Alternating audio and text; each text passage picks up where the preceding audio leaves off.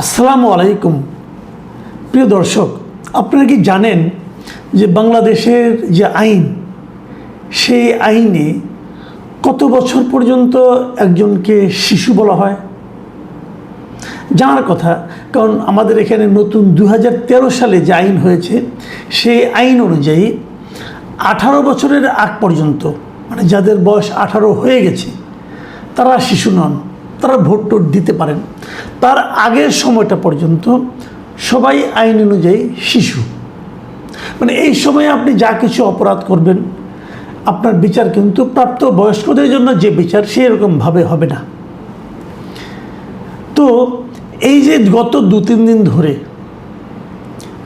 যে আন্দোলন হচ্ছে, শিক্ষামন্ত্রী পদত্যাগ চাই, শিক্ষামন্ত্রী কেন এই অন্যায় করলো, এই যে দাবিগুলো, এগুলো প্রধানত এই আন্দোলনের সঙ্গে যারা জড়িত ছিল, আমার ধারণা এদের একটা বড় অংশ মানে কি, ধরেন আমাদের এখানে যেটা হয়, ইন্টারমিডিয়েট পাস করতে করতে কিন্তু 18ই হয়ে যায়, 18 একটু হয়তো 18-19, এরকম বড় জোর 19-19-এর মধ্যে সবাই ইন্টারমিডিয়েট পাস করে যায়।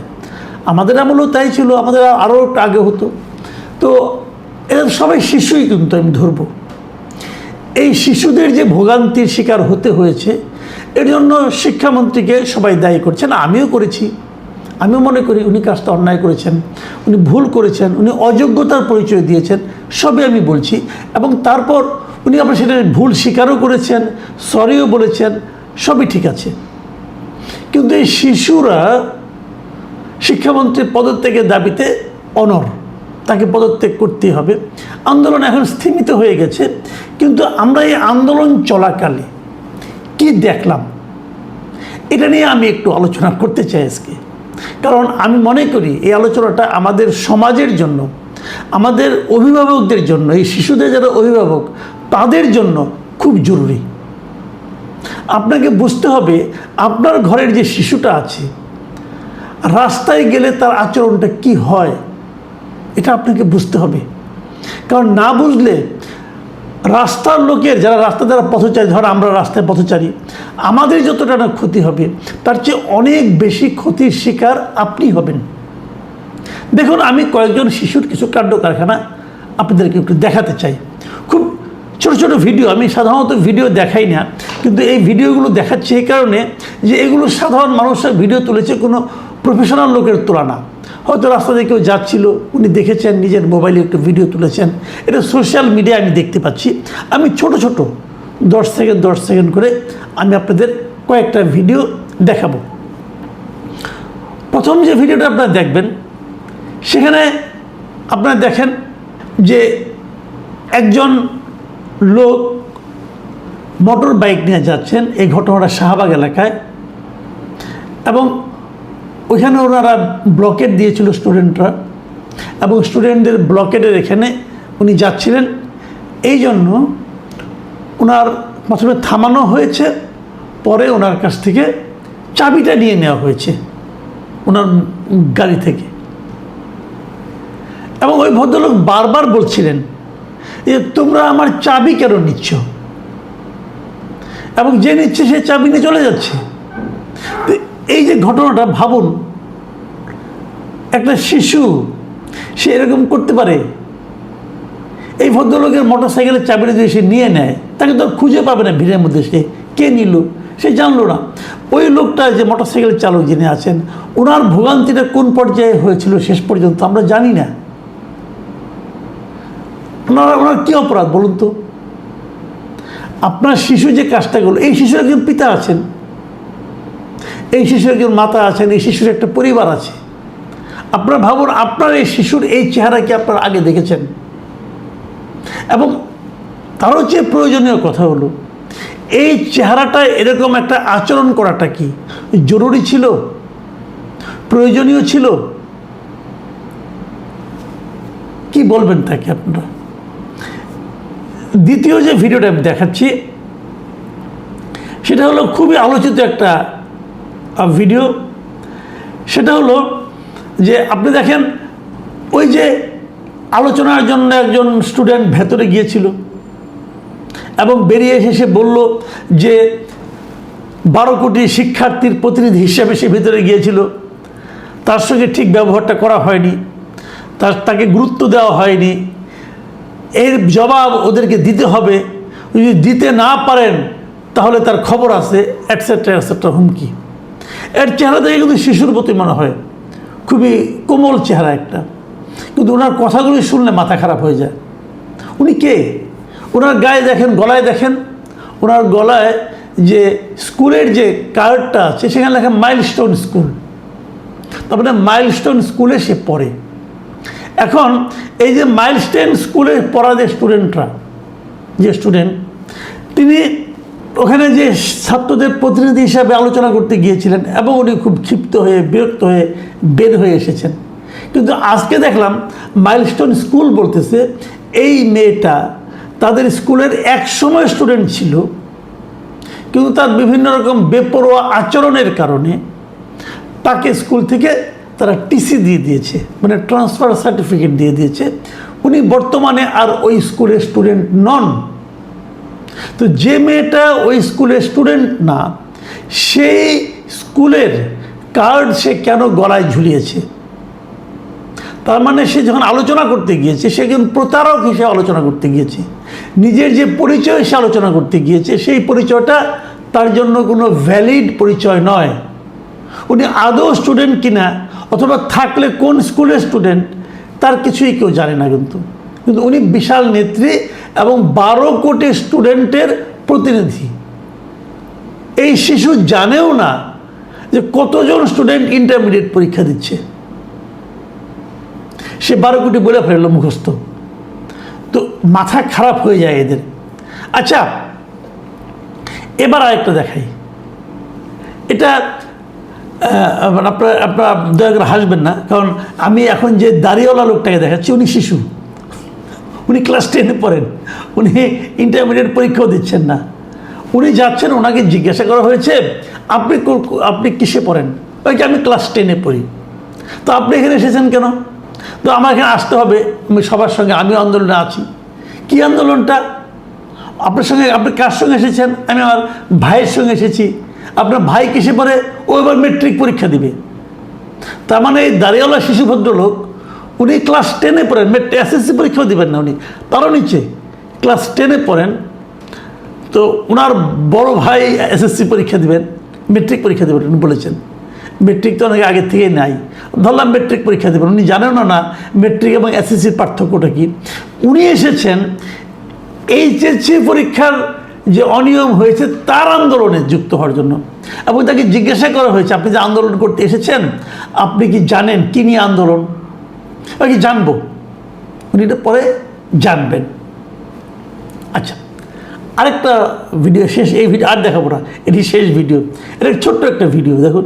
একজন বয়স্ক লোককে একটা ছেলে লাথি মারছে।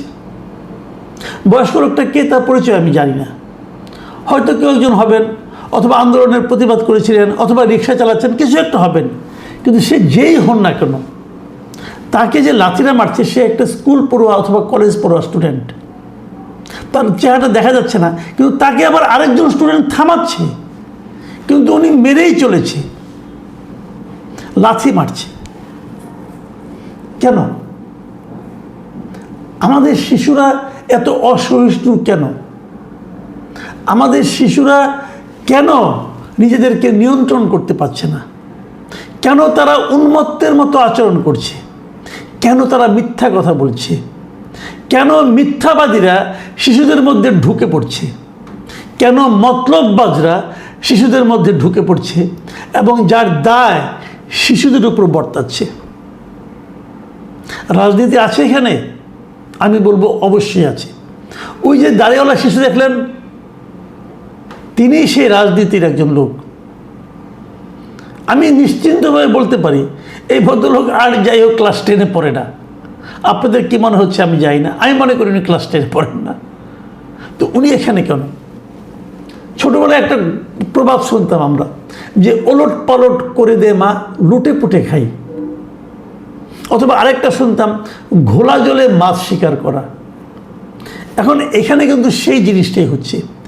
একটা হইচই হবে, একটা অরাজকতা হবে, একটা ভাঙচুর হবে, এর মধ্যে কিছু লোক কিছু বয়স্ক শিশু, কিছু মতলববাজ শিশুধারী নামধারী কিছু গুপ্ত লোক, এরা এই লুটতরাজ ভাঙচুর অথবা কিছু একটা করবে, অথবা সমাজে একটা অস্থিতিশীল পরিস্থিতি তারা তৈরি করবে। এরা কারা? এদের বিরুদ্ধে কী ব্যবস্থা নেওয়া হচ্ছে? যদি আপনি ব্যবস্থা না নেন তাহলে আপনাকে আরও কোনো একটা ছুতা নাতায় কয়েকদিন পরে আরেকটা এই ধরনের ঘটনার মুখোমুখি হতে হবে। একটা মনে রাখবেন একটা জিনিস, আইন কিন্তু কেউ ইচ্ছে এমনি এমনি মানে না। বিশৃঙ্খলা তৈরি যখন হয় তখন সেটা থামানোর জন্য কিছু আইন থাকে, সে আইনগুলো কেউ এমনি এমনি মানে না। পৃথিবীর সবাই যদি আইন এমনি এমনি মানত তাহলে তো আইন প্রয়োগকারী সংস্থারই দরকার হতো না। আইন মানাতে হয়। যখন আপনি আইন না মানাতে পারবেন তখন একসময় তখন সেটাকে মব বলা হয়, এবং একসময় এই মব আপনার উপর কিন্তু চলে আসবে। আমরা যখন একটা সুস্থ স্বাভাবিক সমাজের কথা বলি তখন সেই সমাজকে আমরা মনে করি যে সেই সমাজে যারা নাগরিক থাকবে তারা আইন মান্যকারী নাগরিক থাকবে। আর যদি কেউ কেউ আইন না মানে তাহলে যারা আইন মানে তারা ক্ষতিগ্রস্ত হয়, তারা অসহায় হয়ে পড়ে।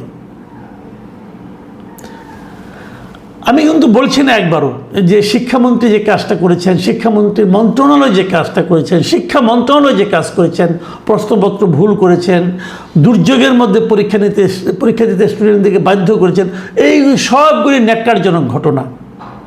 কিন্তু পাশাপাশি আমি এটাও বলবো, এই ন্যাক্কারজনক ঘটনার সুযোগ যারা নিচ্ছে, যারা শিক্ষামন্ত্রী পদত্যাগ দাবি করছে, এখনই করতে হবে।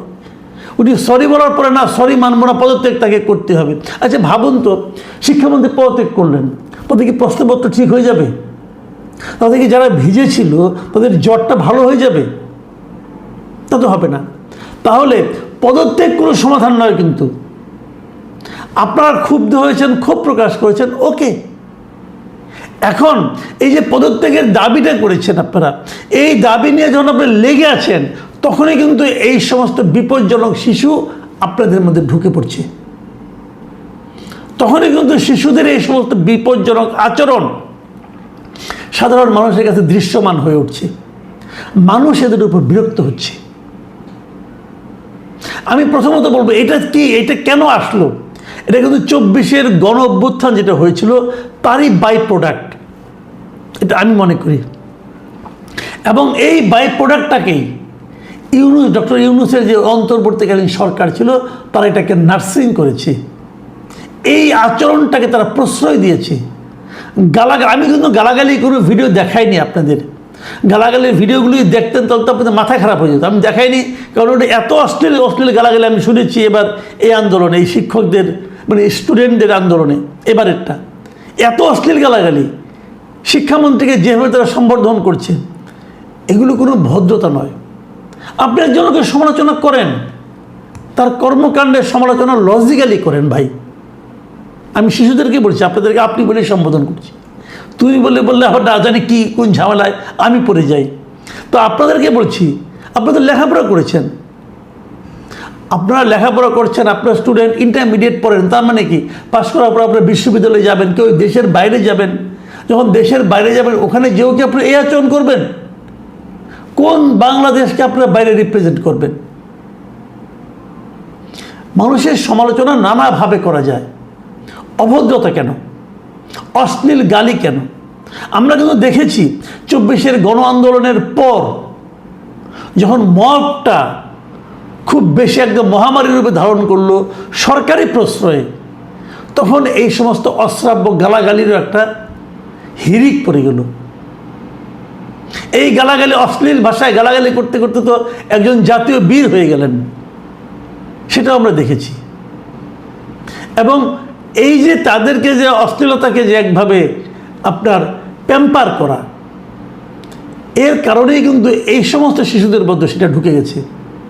আরেকটা ঘটনা ঘটেছে, আমরা যেটা বলি যে আপনার শিশু যে অনলাইনে আছে, কন্টিনিউয়াস অনলাইনে, সেখানেও কিন্তু এই ধরনের গালাগালি, এই ধরনের আচরণ, এই ধরনের রুক্ষতা, এই ধরনের বড়দেরকে অপমান করার প্রবণতা তাদের মনোজগতে কিন্তু প্রবেশ করেছে।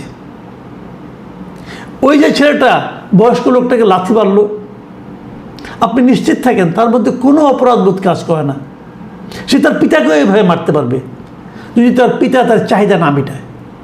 আমাদের সমাজ কোন দিকে যাচ্ছে, আমাদের শিশুরা কোন দিকে যাচ্ছে, সতর্ক হতে হবে। এটা কিন্তু সরকারের দায়িত্ব না, এটা প্রত্যেকটা পরিবারের দায়িত্ব, প্রত্যেকটা পিতা মাতার দায়িত্ব। আপনার সন্তানের দিকে তাকান, একবার ভাবুন আপনার এই সন্তান বাইরে যেয়ে কী করছে। প্রিয় দর্শক, এখন এ পর্যন্তই। আল্লাহ হাফেজ।